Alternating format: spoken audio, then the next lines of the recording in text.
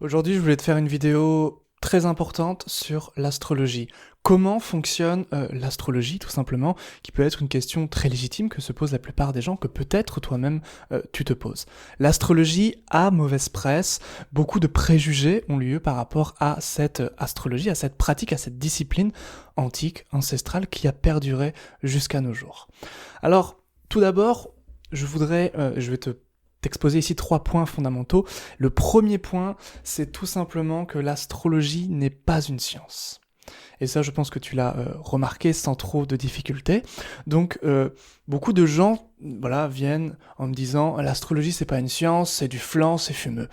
Comme si tout ce qui n'était pas scientifique était forcément du flan ou était fumeux. L'astrologie ne s'est jamais revendiquée comme étant une science.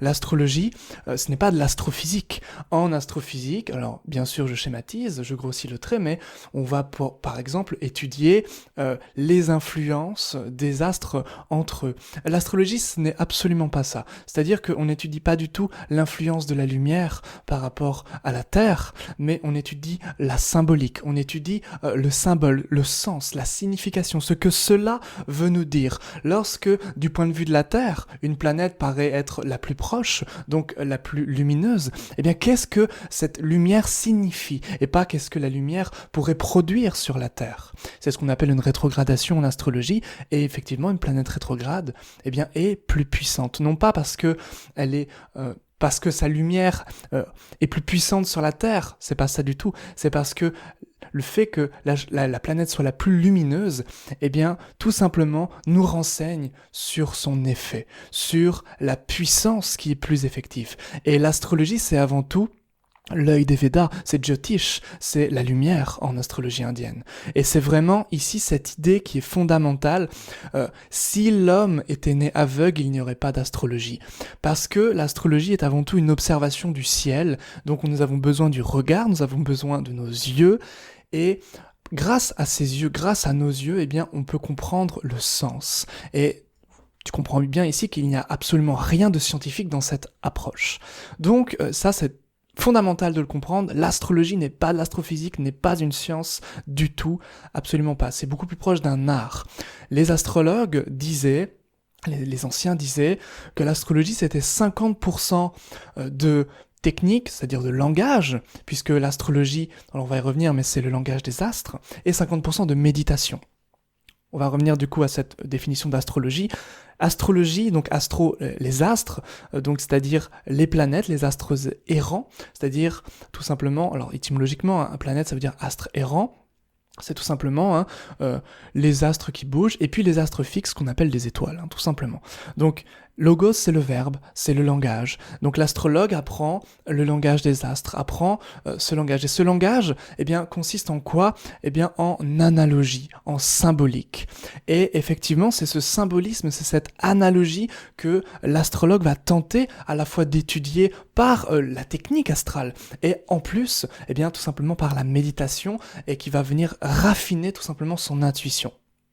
Alors, comment s'opère, on va dire, le lien entre les planètes et une existence ? Parce que c'est vraiment de ça dont il s'agit, l'astrologie, finalement. L'astrologie, c'est tout simplement prendre en considération la symbolique des astres, et puis tenter de comprendre comment va se manifester ce sens, ce symbole, dans l'existence. Je vais prendre, pour que tu comprennes bien, un exemple clair. Si je plante mes choux à un instant T, et si un enfant naît au même moment où je plante mes choux, eh bien, je peux dresser un thème pour les choux, pour la plantation des choux, et pour l'enfant qui vient de naître, pour le nouveau natif. Eh bien, tout simplement, le thème sera le même, sera identique, mais évidemment que le langage de l'astrologue par rapport à la plantation des choux et par rapport au natif, c'est-à-dire à l'existence d'un être humain et à l'existence d'un chou, sera complètement différente. Si par exemple Saturne est dans la même constellation, le même signe que le Soleil, eh bien un astrologue pourrait dire par exemple pour un natif, eh bien le père castrateur. Pour le chou, évidemment, le père castrateur n'aura aucun sens. Alors ça pourrait être, par exemple, tout simplement que, le chou aura du mal à grandir parce que Saturne met beaucoup de temps, Saturne freine. Alors effectivement, ce rapport avec Saturne du frein Sur le chou, eh bien ça va freiner son évolution, et pour le natif également. Un père castrateur a tendance à effectivement freiner la pleine expansion, le plein épanouissement du natif, de l'être humain. Et pareil pour le chou, c'est-à-dire que ici il y aura une difficulté au niveau de sa croissance.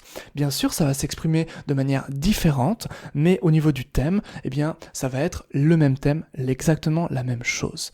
Voilà un petit préambule pour que tu comprennes un petit peu mieux, pour que ce soit un peu plus clair peut-être si tu te poses ce genre de questions, et si tu as cliqué sur cette vidéo, c'est sûrement que tu te poses ce genre de questions, ou en tout cas que l'astrologie, eh bien voilà, peut t'intéresser tout simplement. Tu peux avoir une curiosité légitime évidemment sur cette pratique qui existe depuis 2500 ans.